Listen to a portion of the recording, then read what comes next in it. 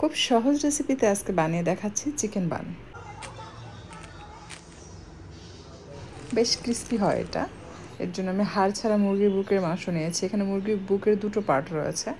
দিয়ে দিচ্ছি 3 টেবিল চামচের মতো টক দই, 2 চা চামচ ভর্তি করে মরিচের গুঁড়া, সেই সাথে দিয়ে দিচ্ছি 1 চা চামচ ধনিয়ার গুঁড়া, 1 চা চামচ জিরার গুঁড়া, 2 চা চামচ উঁচু করে দিয়েছি তান্দুরি মশলা, সেই সাথে দিয়েছি কাসুরি মেথি, স্বাদ মতো লবণ, আর দিয়ে দিচ্ছি আদা রসুন বাটা 2 চা চামচ ভর্তি করে দিয়েছে, সেই সাথে দিয়ে দিয়েছি আপনার সরিষার তেল। এখন সব কিছু খুব ভালোভাবে মিক্স করে এটাকে ম্যারিনেট করে রেখে দিচ্ছি আধা ঘন্টার জন্য।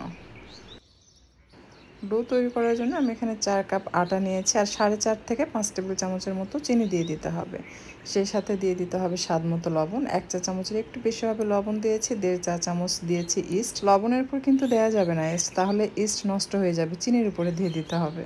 এরপর দিয়ে দিচ্ছি গুঁড়া দুধ, 2 টেবিল চামচ ভর্তি করে গুঁড়া দুধ দিলাম। আপনি চাইলে এটা ছাড়াও তৈরি করে নিতে পারবেন। সব কিছু মিশিয়ে নিয়েছি। আর আলাদাভাবে হালকা গরম তরল দুধ নিয়েছি 1 কাপ। আপনি চাইলে পানি দিয়েও এই কাজটি করে নিতে পারবেন দুধের পরিবর্তে।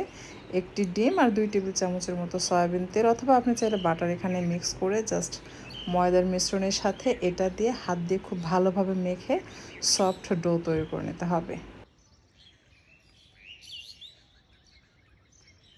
ডোটা রেডি হয়ে গেলে উপরে সামান্য একটু তেল দিয়ে তারপর ঢাকনা দিয়ে ঢেকে রেখে দিতে হবে হালকা গরম পানির উপরে, এতে করে দ্রুত ফুলবে।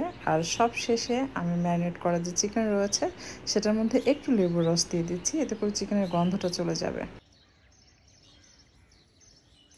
চিকেন ভাজার জন্য আগে থেকে প্যানে তেল দিয়ে সেটা খুব ভালোভাবে গরম করেছি। প্রথম অবস্থা হাই ফ্লেমে রেখেছি, এরপর উল্টিয়ে পাল্টিয়ে বেশ কিছুক্ষণ ভাজার পর মিডিয়াম থেকে কম আঁচে রেখেছি যেন চিকেন থেকে পানি ছাড়ে। এরপর চিকেন থেকে যে পানি ছেড়েছে সেটাতে চিকেন সেদ্ধ হয়ে আসলে যখন মাখা মাখা হবে সেই পর্যায়ে পেঁয়াজ আর টমেটো দিয়ে জাস্ট এটাকে মিক্স করে আমি নামিয়ে ফেলবো। চিকেনের পুর আসলে এক একজন এক একভাবে তৈরি করে, এটা খুব সহজ এবং সিম্পল প্রসেস। এর মাঝে আমাদের ডোটা কিন্তু ফুলে ডাবল হয়েছে, 4 গুণ 5 গুণ হয়ে যে বাটি ভর্তি হয়েছে তা না। আপনি যদি আরও একটু সময় বেশি রাখেন তাহলে পুরো বাটি ভর্তি হয়ে যাবে। চিকেন ম্যারিনেট করা এবং ভেজে নিতে যতটুকু সময় লেগেছে তার মধ্যে ডোটা যতটুকু ফুলেছে, এরপর আমি এটা থেকে অল্প পরিমাণ ডো নিয়ে সুন্দরভাবে রুটি বানিয়ে নিয়েছি। চারপাশে একটু পাতলা করবেন, রুটির মাঝখানে যেন একটু মোটা থাকে। এরপর এটাকে জাস্ট গোল করে রুটি তৈরি করে নিতে হবে। আমি চারপাশে একটু ডিম লাগিয়ে নিয়েছি যেন খুলে না যায়, প্রয়োজন হয় না, জাস্ট এমনিও ভালোভাবে একটু মানে এই যে অংশটা এটাকে এভাবে পেঁচিয়ে পেঁচিয়ে লক করে দিলেই খুলে যায় না।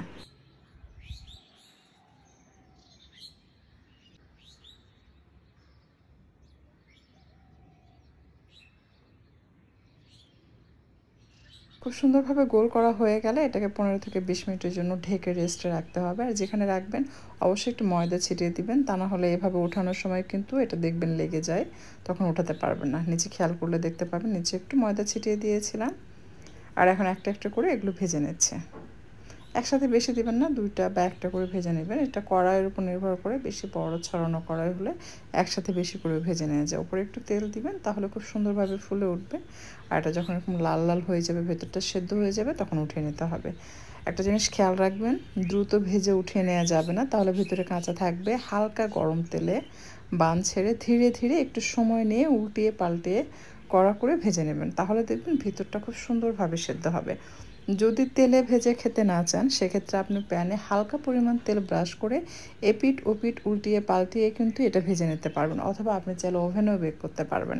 ওভেনে বেক করার রেসিপি অলরেডি আমি আপনাদের সাথে শেয়ার করেছি, এবং প্যানে অল্প তেলে কীভাবে এপিঠ ওপিঠ উল্টিয়ে পাল্টিয়ে ভেজে নিতে হয় সেটার রেসিপি অলরেডি শেয়ার করা হয়েছে।